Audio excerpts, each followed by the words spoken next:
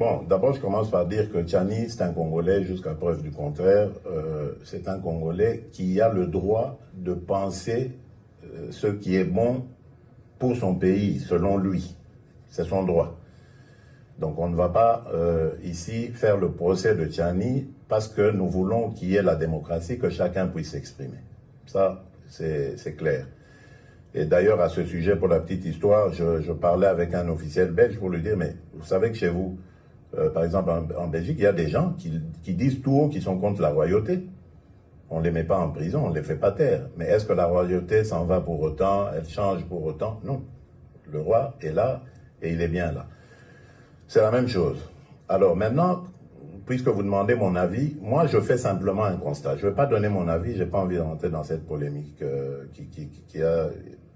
que cette loi, enfin cette proposition de loi même a suscité.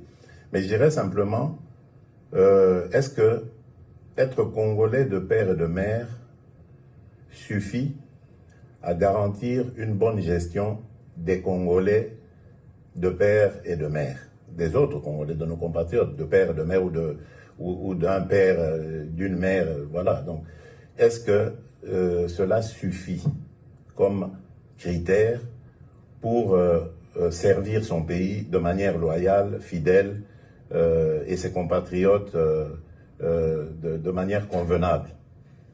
Je ne crois pas. Je ne crois pas parce que l'histoire, même la plus récente de notre pays, nous démontre qu'il y a eu des Congolais de père et de mère qui ont participé à la ruine de notre pays. Donc, ce n'est pas un critère.